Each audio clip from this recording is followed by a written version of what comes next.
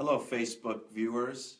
This is Najarian, Glendale City Councilman, and I'm going to speak to you today about a subject that is very important that everyone seems to be raising as we conduct our campaign for the April 4th Glendale municipal elections. And that issue is the downtown development in Glendale. What is it? How did it happen? How did it get so far out of hand? Since no one else has been on the council or actually in the city executive management team as many years as I have, let me please give you a little bit of information, and this is something that hopefully you can share with your friends or discuss with your family, and this is the truth of what happened in downtown Glendale. In the early 2000s, the city of Glendale got a notification from the state of California and from SCAG. SCAG is the Southern California Association of Governments. They're the regional planning body. And they told us that City of Glendale, you have to increase the number of units that you have available in your city. And it wasn't just Glendale. Every city had their allocation and allotment of housing that they had to provide for.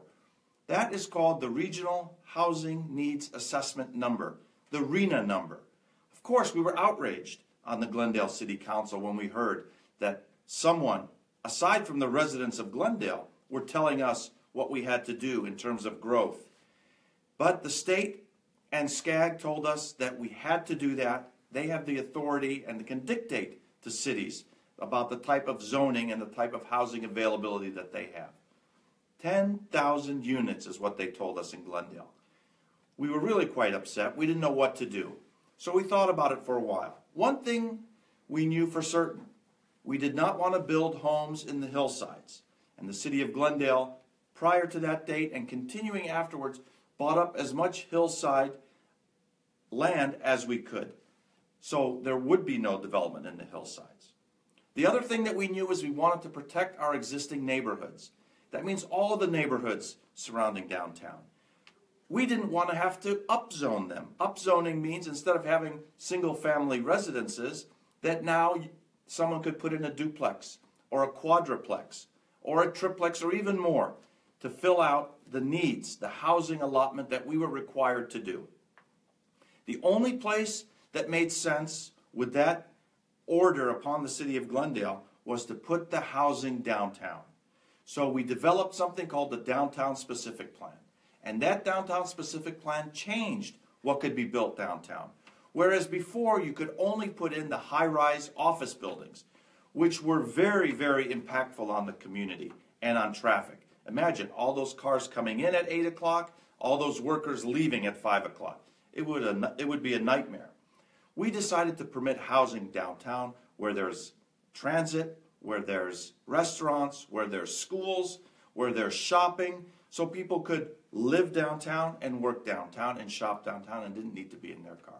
That was a great idea. That was a 30-year plan for Glendale to fill out 10,000 new units. Things were going along quite well. The Americana came in, and the huge success of the Americana focused everyone on Glendale. They suddenly realized what a great city Glendale is, especially in the downtown. And one developer after another began to submit projects and proposals for their large apartment buildings. Well, the first handful seemed to be okay. There wasn't much of a problem with that because we had this Downtown Specific Plan, the 30-year plan that was going to fill out. But there came a time when I realized we were growing too fast.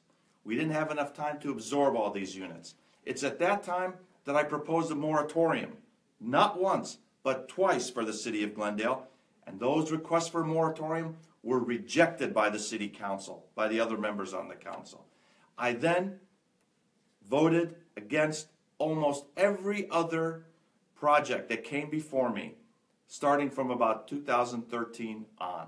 But one person can't do it. The rest of the council wanted those apartments to be built, and that's what we see here today. That's the reason that downtown growth is so high.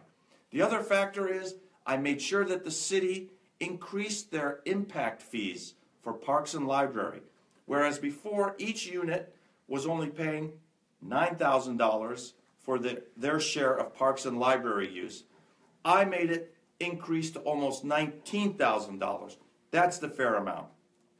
In short, we've tried to put a brake on development. I will continue to put a brake on development.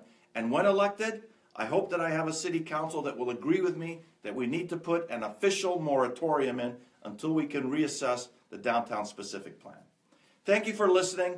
Please don't forget, April 4th is election day in Glendale. I'm the first name on your ballot. You can vote for 3 names, but I hope that this explains what happened in downtown Glendale. Yes, I voted for the downtown specific plan, but when I saw it was getting too quick and too hot, I voted against everything and put a moratorium in. If you have any questions, you can call our campaign office at 818-476-8171.